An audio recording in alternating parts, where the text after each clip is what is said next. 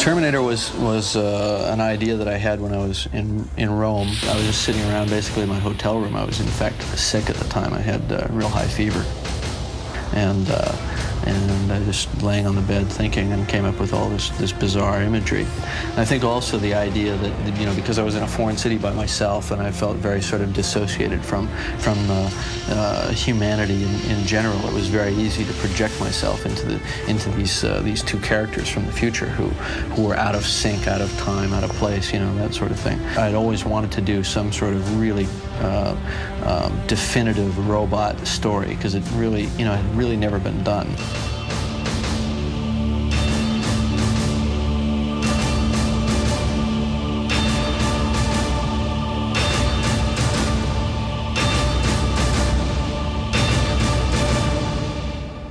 What did you think when you first got the script for T1? I mean, because they wanted you to read for the other guy, right? So you read it thinking about the other guy, or, you know, about Reese? Do you remember what you were thinking when you read it? The more I read the script, the more I remember I got fascinated by the Terminator. Bad guy.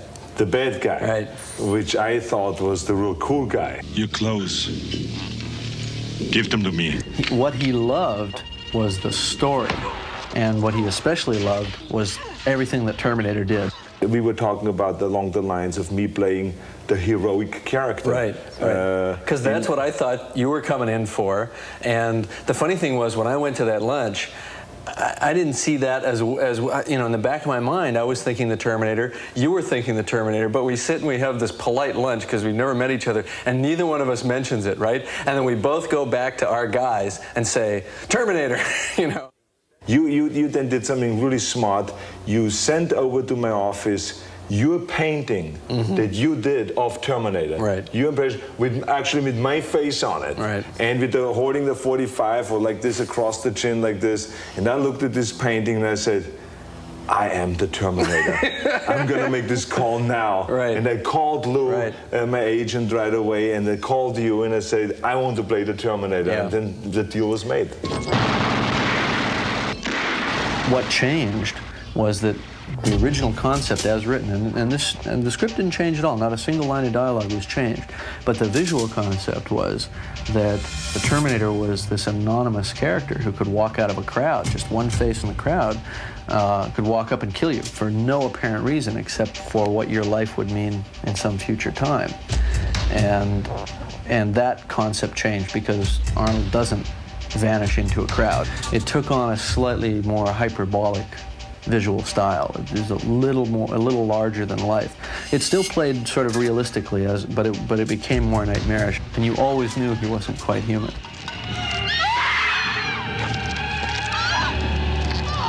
Obviously, in order to get the intensity on the face to make you a killer, there's a fine line with having you be completely blank. So, you know, there was some sense of emotion isn't really the right word, but intention, I think. The fact that you were a killer, I don't want to say predator, but a predatory creature in a way, and very focused on your goal. Sarah Connor? Yes? We really narrowed it down to just if this would be a robot, what movement would there be going on? And it would literally only be the arm coming across, pulling out, cocking, shooting. No shoulder movement, no head movement. Goes back, and then the whole body would turn and walk away. But with a smoothness too. Oh yeah, it was like very positive and very smooth. Not jerky either, because jerkiness wastes energy. Right. It was like the ultimate efficiency, you know, to get, you know, the shortest path between 2 points.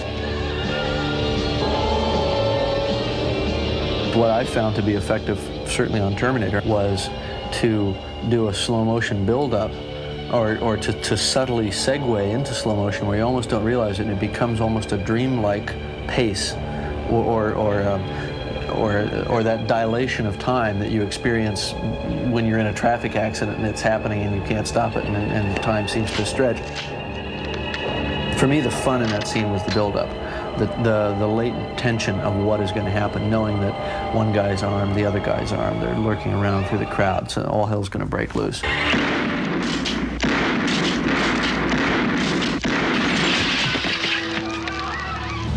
me if you want to live. Remember the first day we shot the scene where you're driving through the parking garage in the police car that you've stolen, and you're looking for them.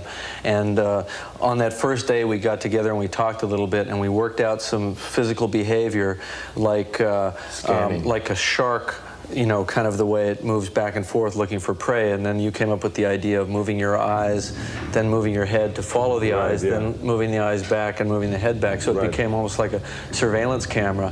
And the funny thing was, it didn't really get real to me until the next morning in dailies. And I saw that close-up and I went, this is working great. Yeah. That nobody has ever seen this before.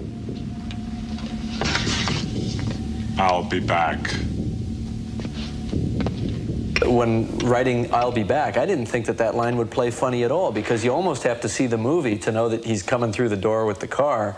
I figured that would be a line for people who were seeing the film again, which obviously Terminator is one of those movies that people see over and over, so it works like that. But you know what? It worked even when people hadn't seen the movie before, because they could just guess what your version of coming back was going to be. You know what I mean? By that point, they were in sync with the picture, and the picture was working.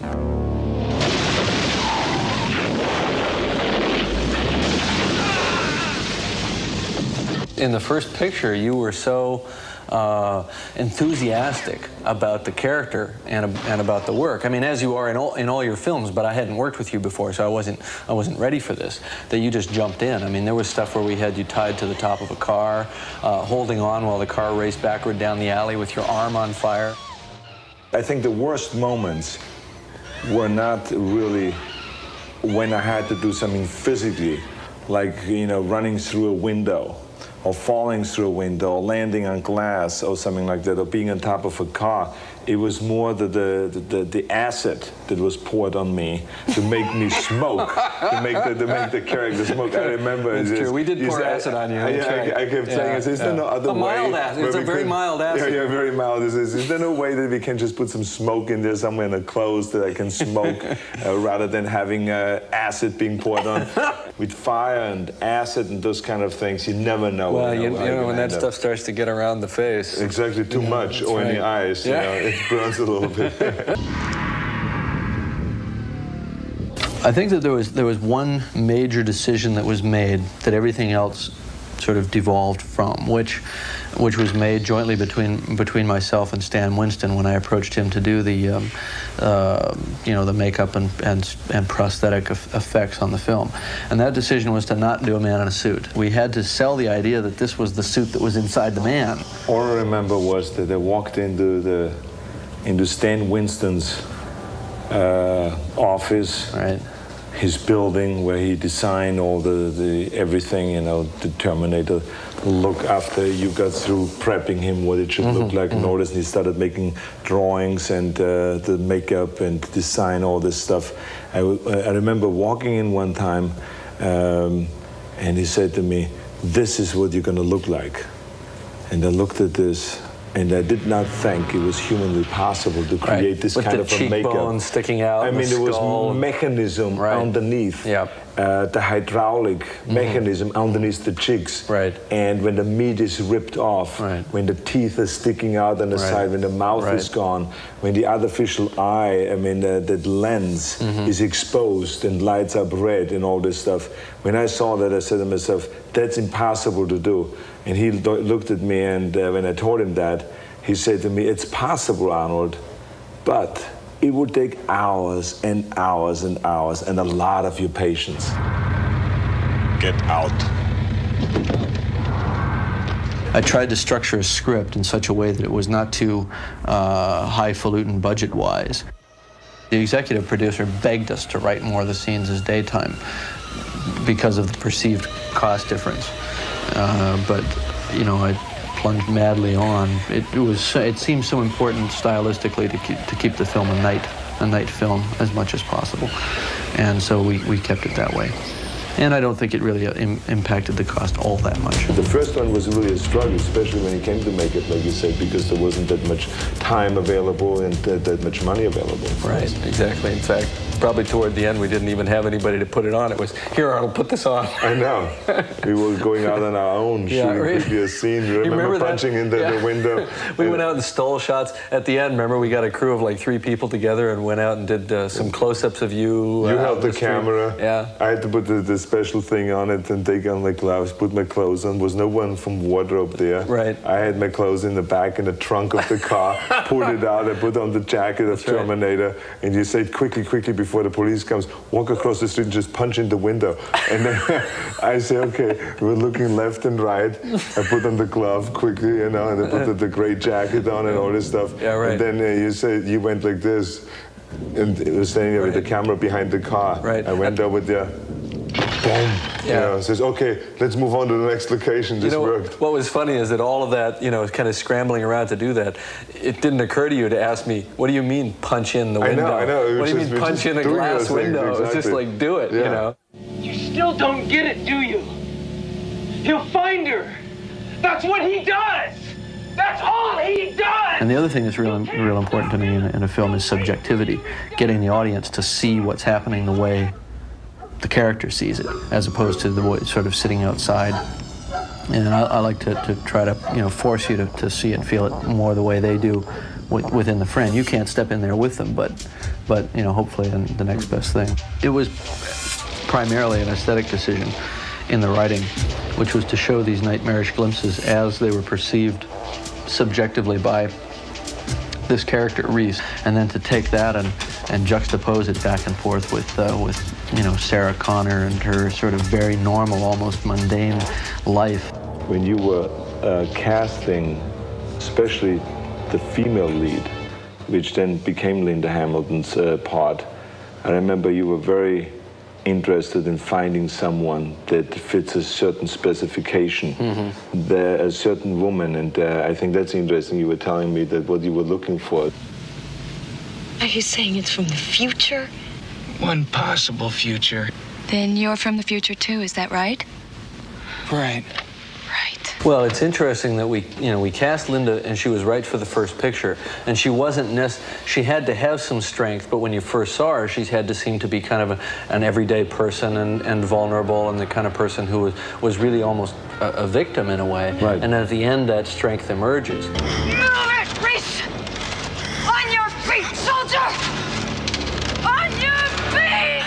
First, she was this soft, nice, feminine girl that was working there in this restaurant, right. And you know, just having a great time, being one of those young girls that was out there having a good time. And then, as she became the victim, and as time went on, and she realized what her mission was, she became harder and harder. Exactly. And at the end, she was really tough. You really got the feeling this woman has changed, and she's ready to take on this challenge. You're terminated.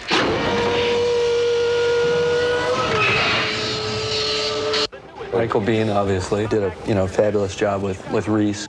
There is a funny anecdote there, which is that Michael came in to read for us, and he gave the best reading of any of the actors that we'd seen, but it was with a Southern accent,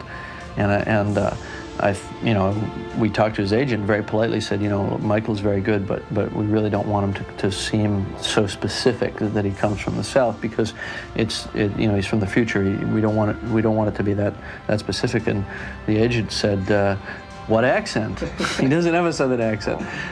It turned out that he'd been reading for Cat on a Hot Tin Roof the morning, you know, that morning of the reading, and he hadn't shaken the accent. No. Run! So he gave another great reading minus the accent, and that's when we cast him. I came across time for you, Sarah. I love you. I always have. I always felt that this was more than the ordinary action film. Right. And it was more than a special effects film, and or like what some thought was just a B movie, and that it is only appealing to the kids between 14 and 18. This is not to be looked at as just a limited audience, a movie for limited audience, but in fact, I think the story is so solid and so good, and it has so many interesting messages there, and it is also entertaining, and so that it would have a broad appeal. That it would have an appeal towards for the women. It would have something for the older folks. It was just something that had something in there for everyone, and I think because of that, there was. After the movie was gone from the theaters, then when it came on television, it was 10 times as big, the ratings and how many people saw it. And then when the video came out, it was like a mushrooming effect there. And I think that's what eventually led to the belief that we must do a second Terminator. It's funny that every year that went by that we didn't make the sequel, the demand for the sequel got greater. Exactly. Yeah. And that's why you and I, we got together periodically and started working on a plan and mapping out times to keep a certain time period blocked out so we can go and eventually down the line. Actually, you'd call me up about once every 6 months and say, so how's it going on? No, you'd talk about other things for about 5 minutes and then, so how's Terminator 2 going? That's right, yeah. So I mean, anyway, so that was, we were fortunate enough that it did come together and that we did make a second Terminator.